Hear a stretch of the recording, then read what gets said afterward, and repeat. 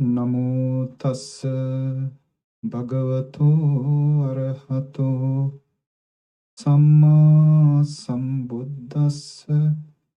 Namo tassa bhagavato arahato samma sambuddhassa. Namo tassa bhagavato arahato samma sambuddhassa.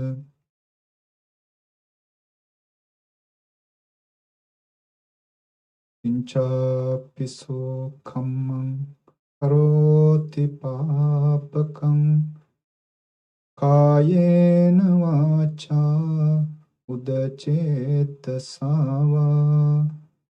ababho sotassa paticchadaya ababhata dittha padasansavutta idampi Sanghe ratanam panitam etena sachena tuatti hotu.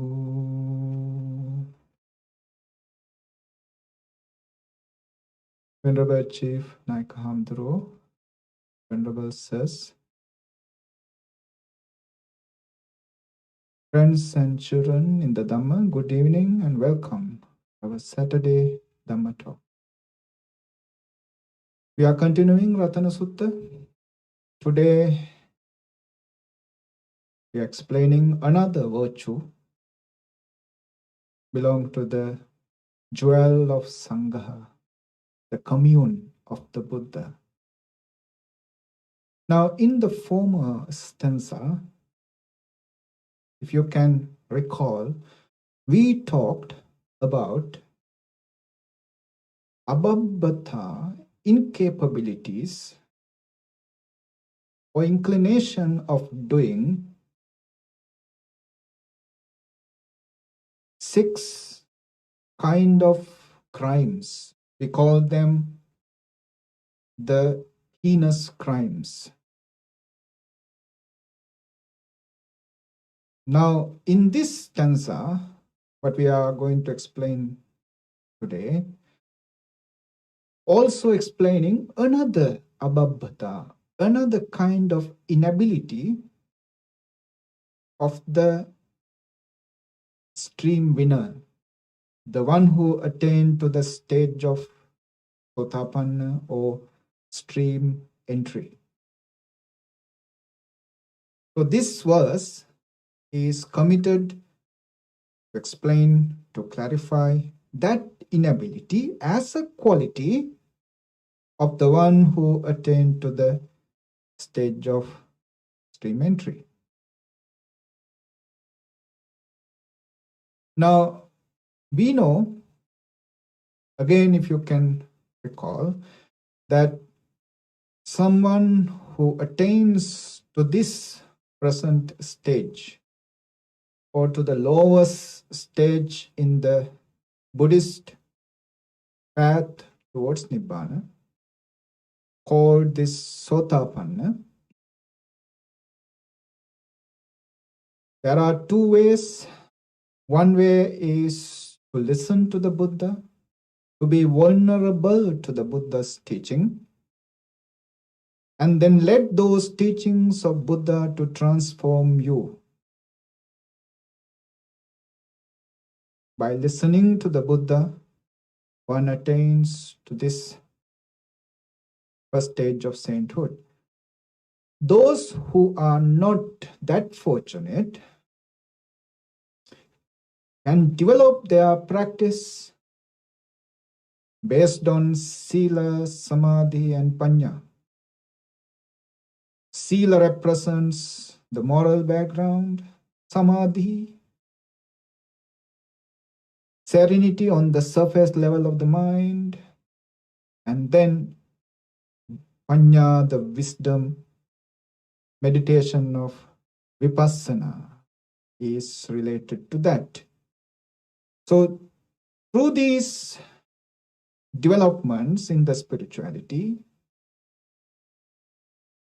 Sila Samadhi Panya, one attains to a certain level of wisdom.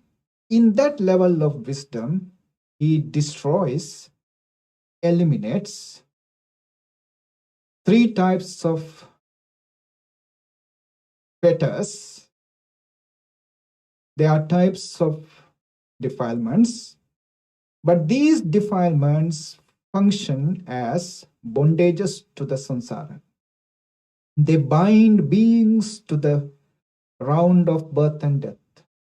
Hence, they are called Sanyojana, or fetters.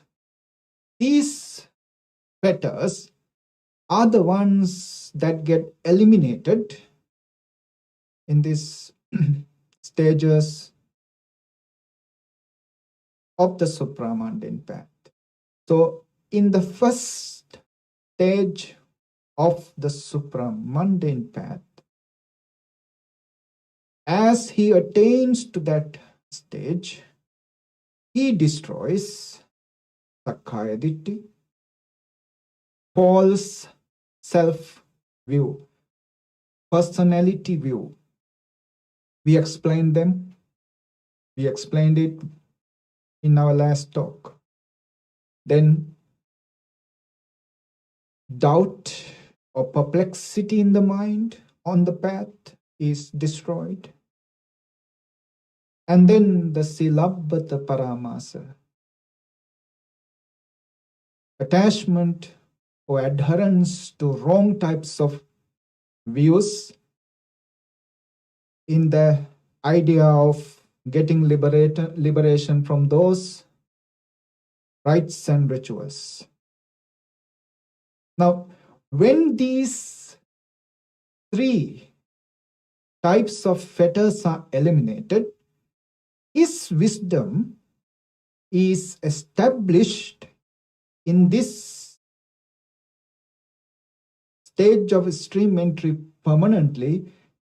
His consciousness cannot fall down below a certain point. The positivity of the consciousness is stuck in a certain level. It can only reach higher than that, never decline to any negativity below that level. But just these three fetters are eliminated. It means there are deeper and subtle, most powerful, stronger defilements are on the way. As long as there are defilements within you, it means there's a possibility that you can be persuaded to do, to say, to think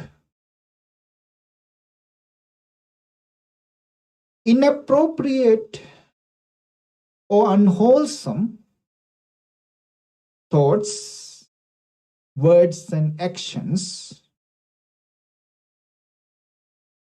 from that person, even though he has attained to that first stage of stream entry. Now, these unwholesome deeds can be categorized in two formats. First is the natural or universal type of unwholesome deeds that can happen from anyone.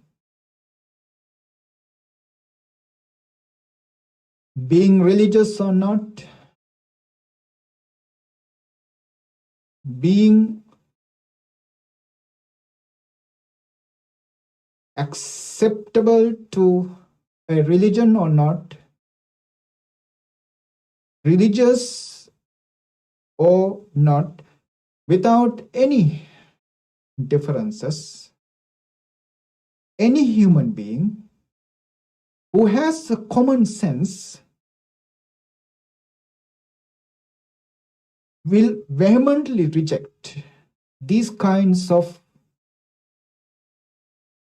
unwholesome deeds, they should be avoided. So they are called loka vajja. The universal moral codes, loka vajja, universally rejected. What are they? Killing, stealing, wrongful sexual conduct or sexual misconduct, physically. Now, you don't need a religion to say these are wrong. Universally accepted.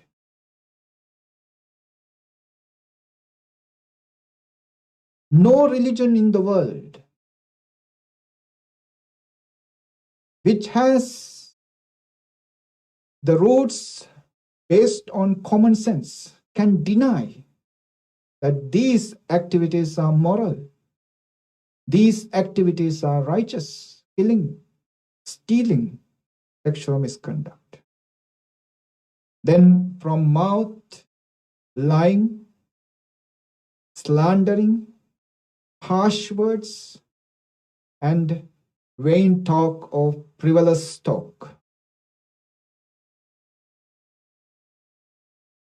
Lies are never accepted by any cultured society, by any civilized society.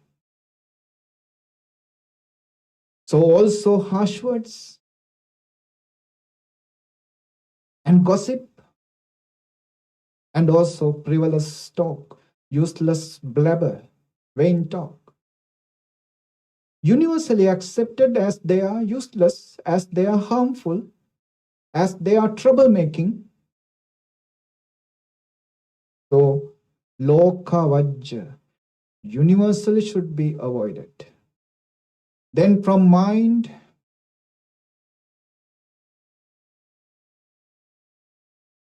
wrong views,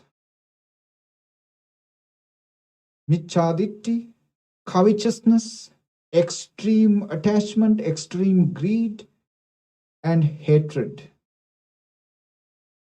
Wrong views, covetousness, and hatred. These are the moral transgressions of any human being, of any individual in the world. Then the second type of observation are the panyati vajja. These are promulgated by Buddha. Lord Buddha, with the aspiration that his monastic followers would behave in such a particular manner, dissimilar to the people at home, people outside the monastic life. He promulgated precepts specially limited to those monks and nuns in the temples. These precepts have different ideal behind when the Buddha promulgated them. He promulgated these precepts for monks and nuns, especially higher ordinated monks and nuns, upasampada bhikkhu bhikkhunis, to follow for the different purposes.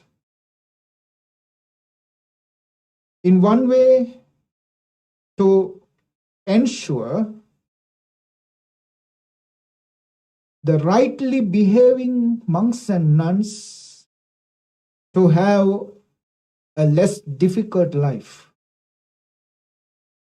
These precepts promulgated to suppress the wrongdoers or mischief makers, so that those well-behaving students of Buddha can have a peaceful life. Another reason,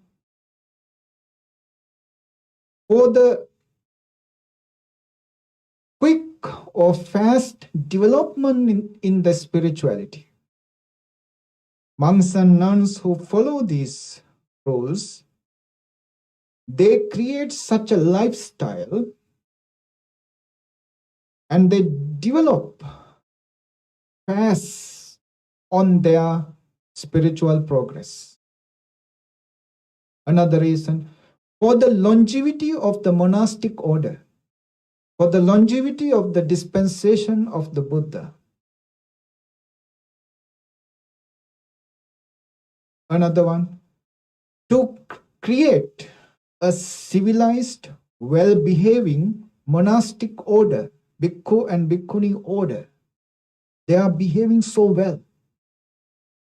And they are behaving all alike.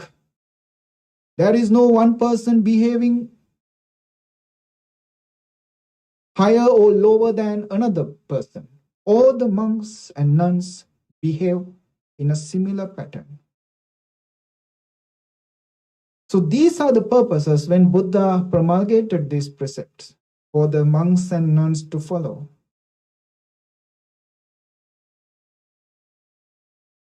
So these two types of precepts, to thwart, to hinder the violation of moral codes in the world. I just gave you those 10 unwholesome causes of action. Dasa akusala kamma pata. It is for all.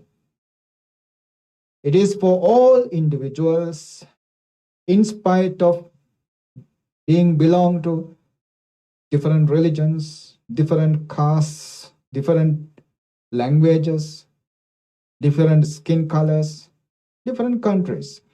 In spite of belonging to any of these differences, if somebody breaks these precepts, in the present life itself, he will see that he is becoming a suspicious,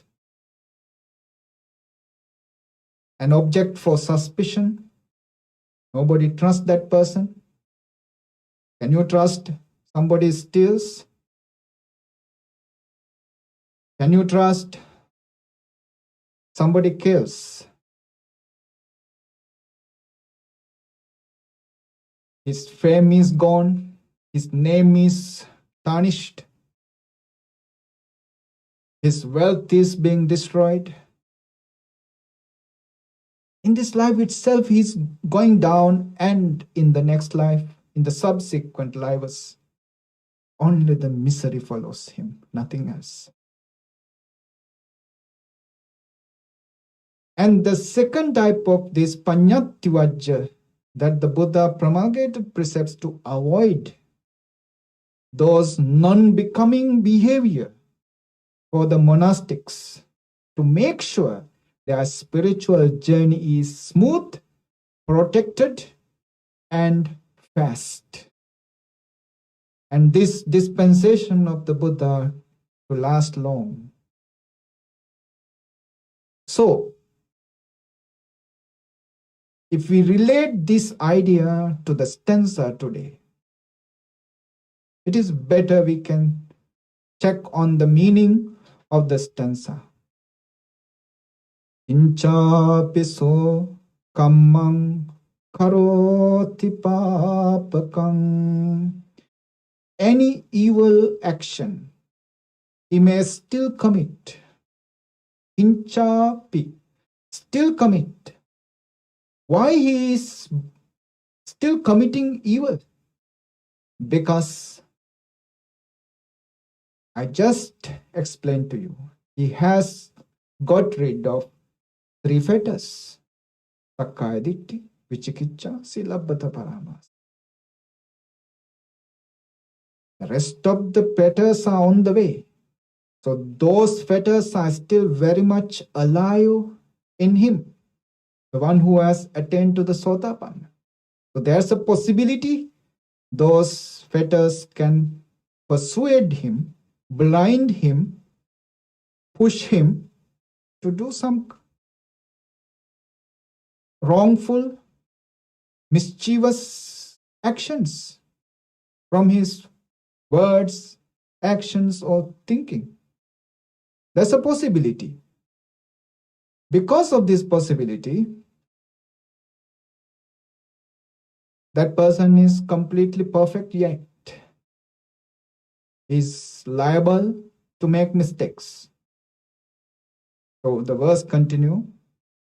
Kayena vacha udaceta. Three doors of action: by body, speech, or mind.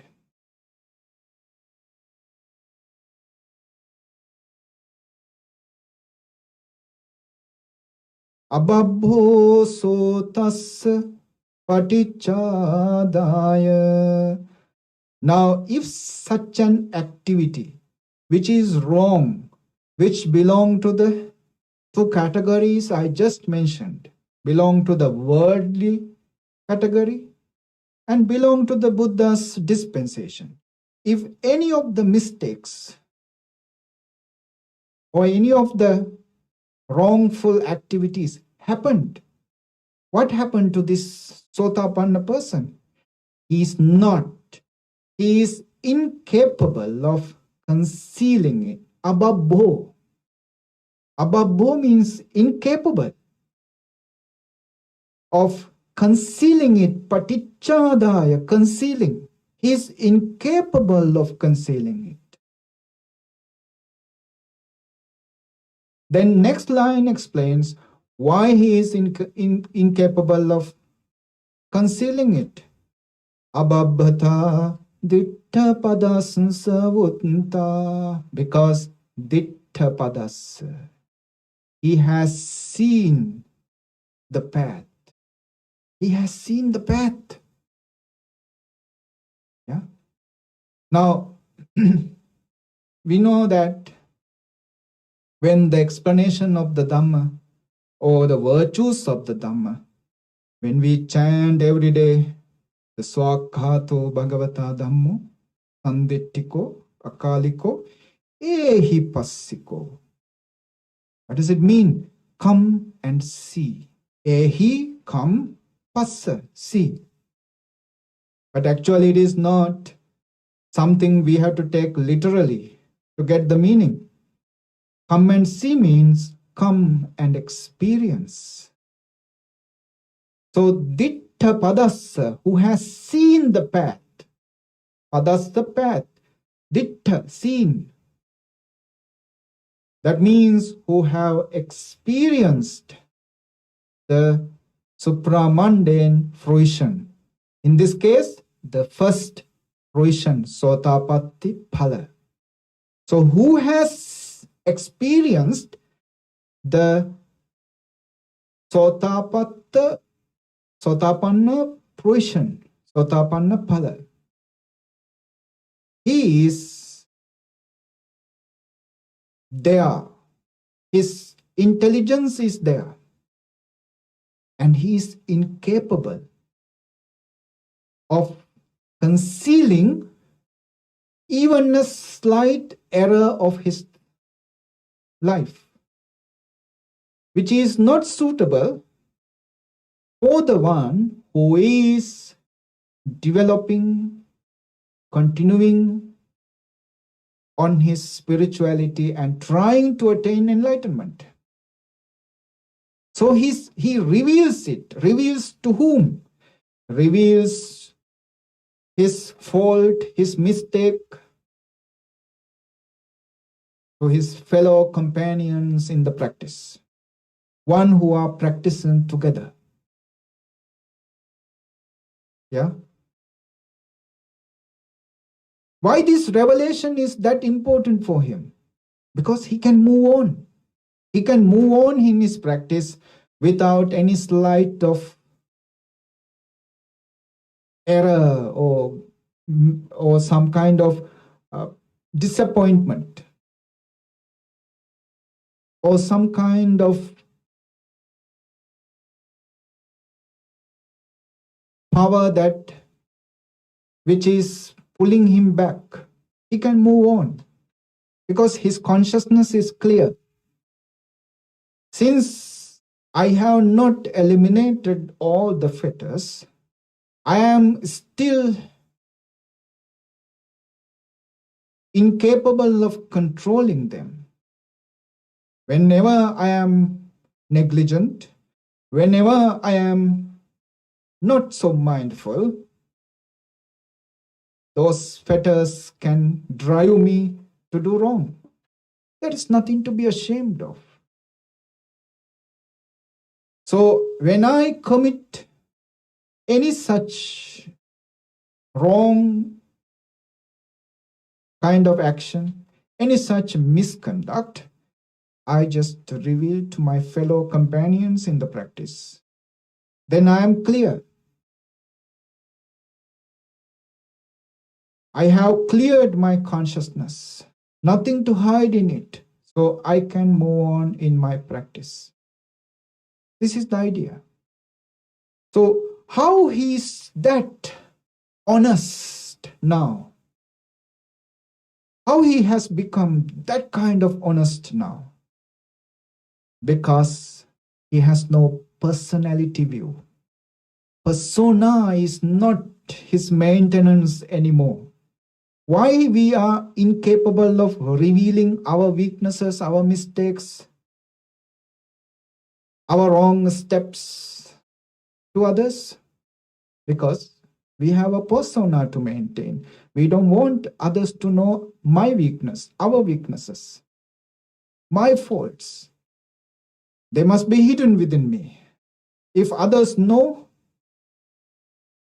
if others got to know about it, I will be ashamed. My personality is destroyed. Yeah.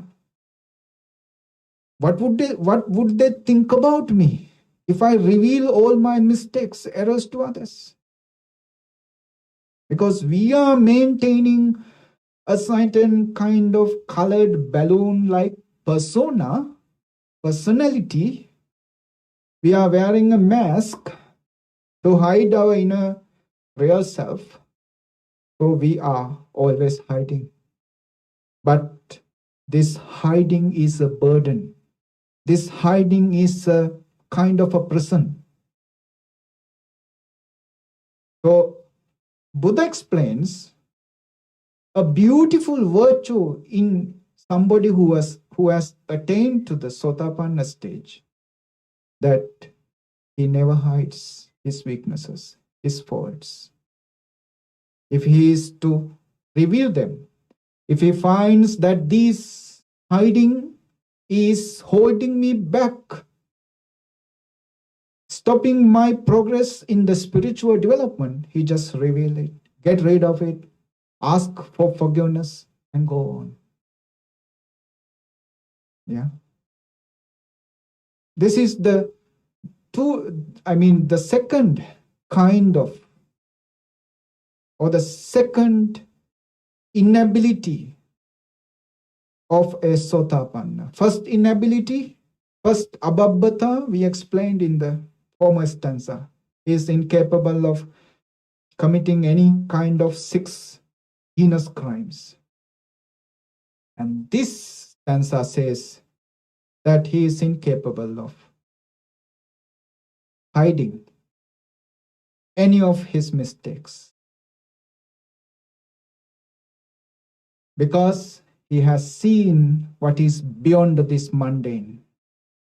For him, what values is not the mundane anymore. For him, what values is supramundane. He has seen Ditta Padassa. He has seen the Dhamma. He has experienced the Dhamma. He has experienced what is beyond mundane, what is beyond the worldly level, he has experienced the supramundane. For him, what is valuable, what matters is achieving those supramundane goals, not the mundane level anymore. So if there is anything he finds that impure, that smear mud on his pure morality, he will cleanse them away. He will remove them away. How he will remove all those dirtiness on his morality? By declaring them, by telling his fellow practitioners of his mistakes, weaknesses, of the faults he committed. He will declare them and he will cleanse, he will get cleaned with that declaration. So that is the idea of this stanza. Inchapiso kammang karoti papakang. Any evil action he may still commit. Kayena vacha udacetasawa. By body, speech, or mind. Ababho sotassa patichadaya. Is incapable of concealing it. Ababbata ditta padasansavutta. For it is said that incapability is of one who has attained to the path. Idampi sanghe ratanam panitang. Verily in the Sangha is this superb jewel. Etena sachena swati hotu. By the virtue of this truth, may there be peace. So with that, let's move on to the next verse.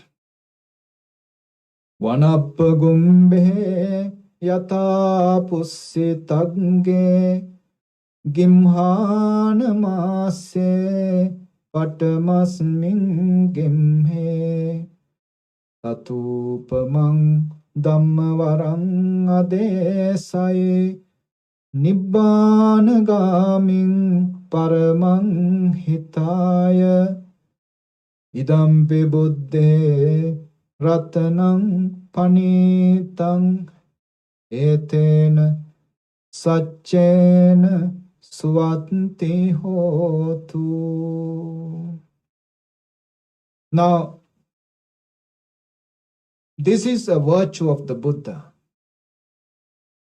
When Buddha shares Dhamma with the world, it is a pure sharing. It is his purity, that immense purity, like a lotus flower. Buddha himself compared to a lotus flower which has taken birth in the mud, lived and existed in the mud, came out of the mud, existing without touching the mud, and flourishing and beautifying,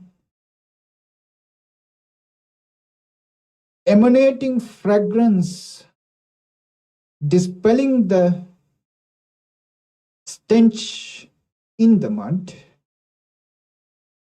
That beautiful lotus beautify the world. Buddha is just like that beautiful lotus, so pure.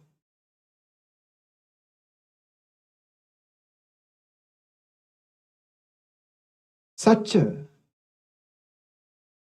beautiful example is here for the teachings of the Buddha.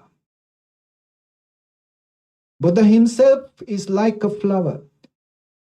It signifies his purity, that immense purity within him. As he achieved that purity, what happened is, out of that purity, there were beautiful qualities arose in him.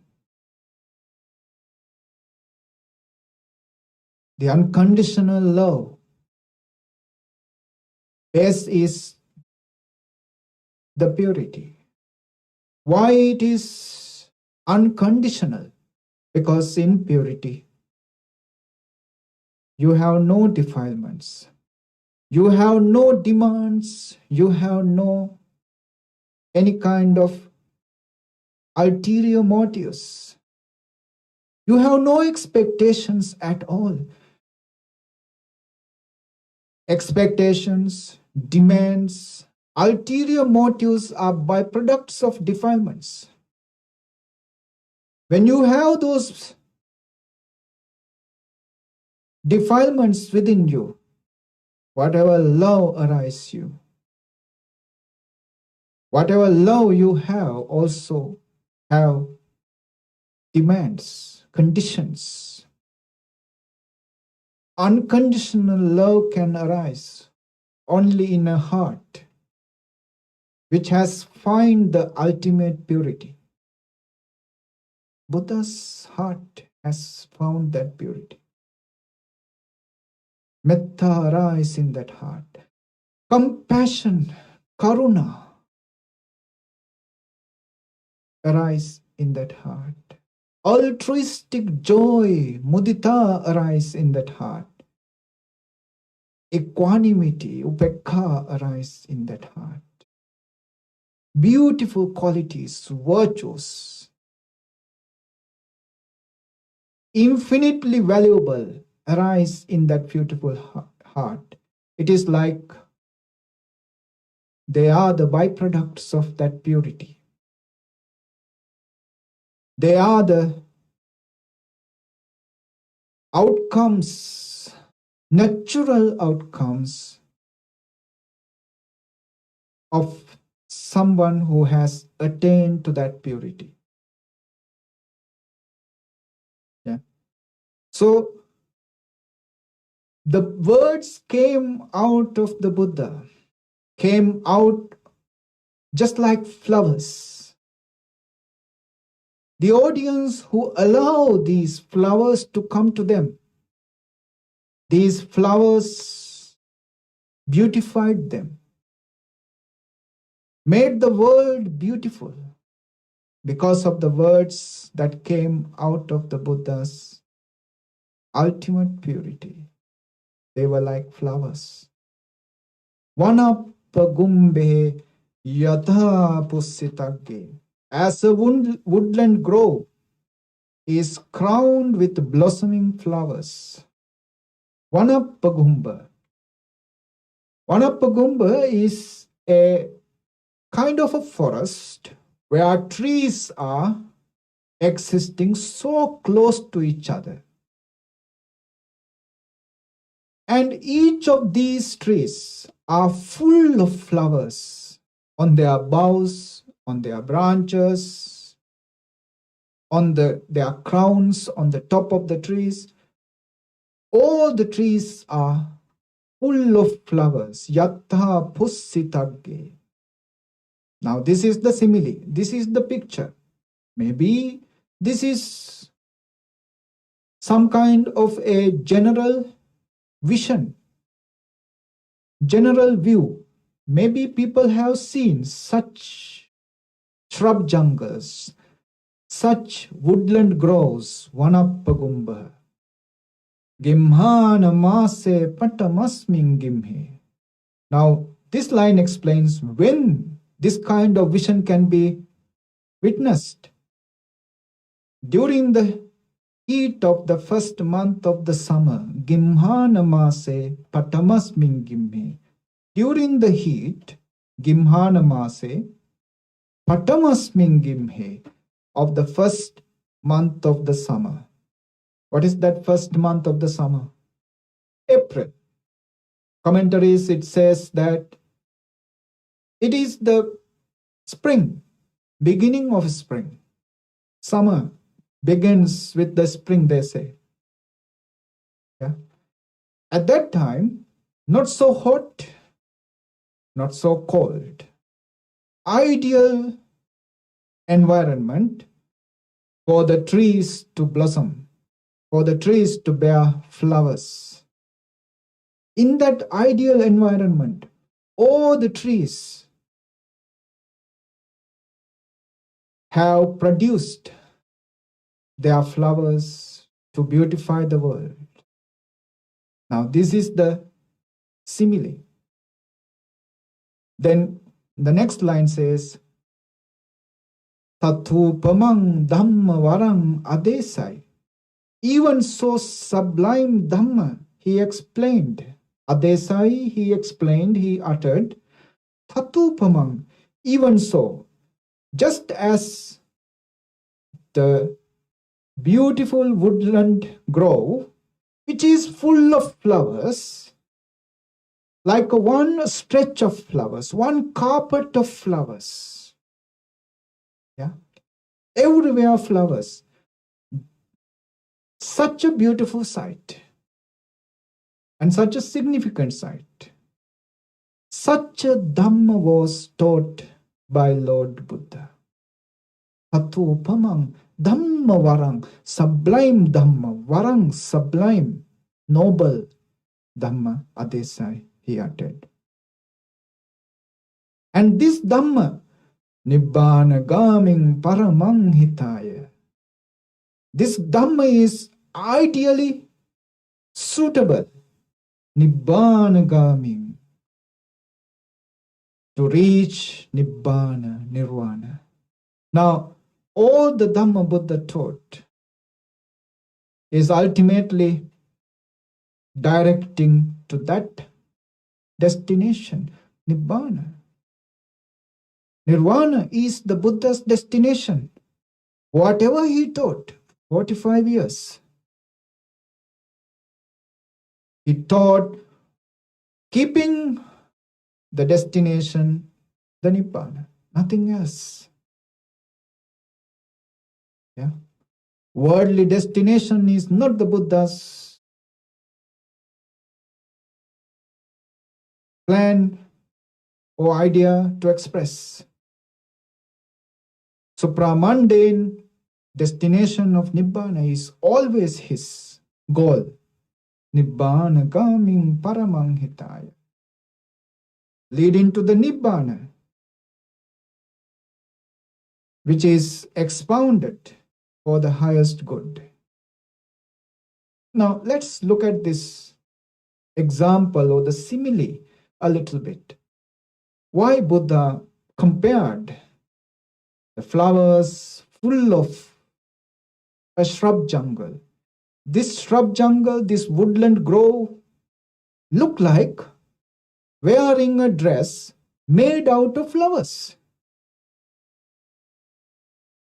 Yeah, such a beautiful sight. And there are so much of different flowers, big flowers, small flowers, red color, white, yellow color.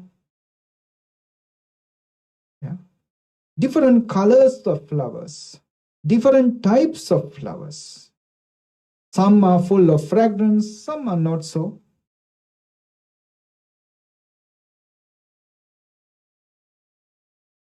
Some are in different shapes, different sizes, but each and every flower is beautifying this world. Each and every flower is valuable to the world. In spite of their different colors, different hue, different size, whether they are full of fragrance or not, each and every flower is beautifying this world, important for this world. They have their own function. Yeah. Satcha Dhamma. It means Buddha taught this Dhamma, which is directing one, whoever listen to Nibbana, in different proportions, in different techniques, in different methods, using different similes, different metaphors, using different stories, examples. Some are lengthy talks, some are short talks, some are just a stanza. In different situations to different groups of people, Buddha taught differently. That's why you can see thousands and thousands of suttas are there in all these documented Pitakas.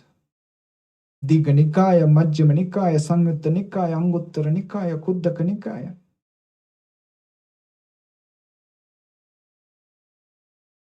Long sutras, sutras in the medium size, hindered sayings, concise sutras, all sorts of sutras are there.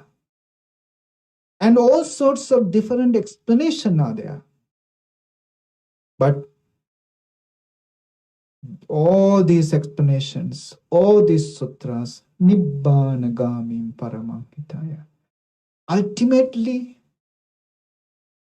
useful, suitable, convenient to attain Nibbana, go to Nibbana. Only difference is he got different crowds. Individuals who came to see him, who met him, are different. Being the supremely enlightened Buddha, when an individual came to him, he understands that individual better than that individual. In the sense, he can see, the Lord Buddha could see the capability, the levels of understanding, the levels of intelligence, his educational background, his social background, his religious background. Complete picture of that person is obvious, laid down in front of the Buddha. He is completely exposed to the Buddha. His inner being is completely understood by Buddha. You cannot hide yourself in front of a Buddha.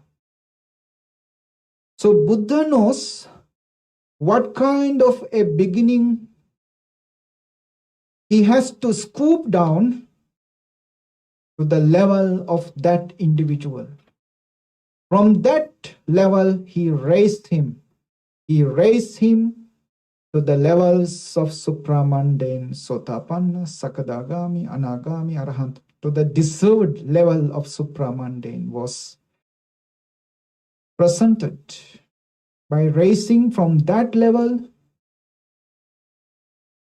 of that particular individual. Yeah. So that's why different types of explanations are there. There is nothing to argue. Sometimes Buddha explains feelings in triple manner. Sukha dukkha, adukkama sukha. And in some other places, you can find the feelings are explained in a different way. Sometimes it is explained up to the 108 types of feelings. In one of the suttas, Buddha explained to this. Because one monk in Majjhima Nikaya, this incident is recorded, that one monk and As I remember, Panchakanga, a carpenter, one of the Buddha's disciples, they were arguing. What are the kinds of feelings that the Buddha presented? Panchakanga said, this much is the feelings that the Buddha is presenting. This monk is saying, no, you are wrong. This much of feeling Buddha has presented. The Buddha arrived to the midst of this argument, and Buddha explained, you are both correct and you are both wrong. You are correct, yes, I have presented that much of feelings. You are wrong because I have never stuck to that number, that figure of feelings. I have explained in different manner to different individuals, to their understanding level. So, like a woodland grove is full of different flowers, the teachings of the Buddha also full of different types of teachings, but directing just to a singular goal of Nibbana. So it's an ideal presentation of a simile to compare the teachings of the Buddha. And whoever listened to the Buddha, they transform their lives. Transformed by eradicating, by removing the garbage. When they are removing the garbage, what happened? Flowers arise. There are flowers within us. But that flower, the scent, the fragrance of the flower is suppressed because of the domineering garbage of anger, hatred, jealousy, ill will, greed, covetousness. That garbage is hindering the presence of the flower. The flowers are there. Buddha's teaching is remove the garbage. When you are removing the garbage, there will be a natural upcoming of the flowers. You don't need to dump the flowers from outside. Flowers are there already. You remove the garbage, flowers will arise naturally. So Buddha is such a person, and he taught the Dhamma for that purpose. He taught Dhamma to remove garbage. What is the path to remove garbage? Sila, Samadhi, Panya. Sila, quiet down, calm down, the most gross level or the most superficial level of physical, verbal, and mental also. Especially physical and verbal levels. Then Samadhi, find the serenity in the mind. Surface level again, surface level serenity. With that surface levels of serenity, you can observe, you can see through your mind and look at the garbage underneath, in the bottom level. In the bottoms, there are garbage, full of garbage. Yeah? All the accumulated garbage are there. When you are seeing them, the sana, seeing them is removing them. When you are seeing them, you are removing them.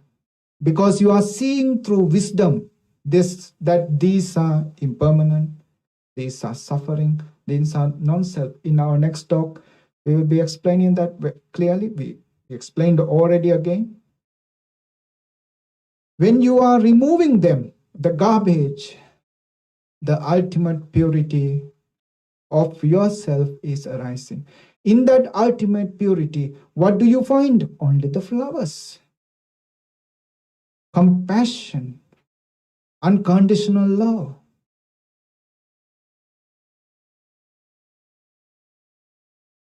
Equanimity, altruistic joy in its pristine quality, in its natural quality.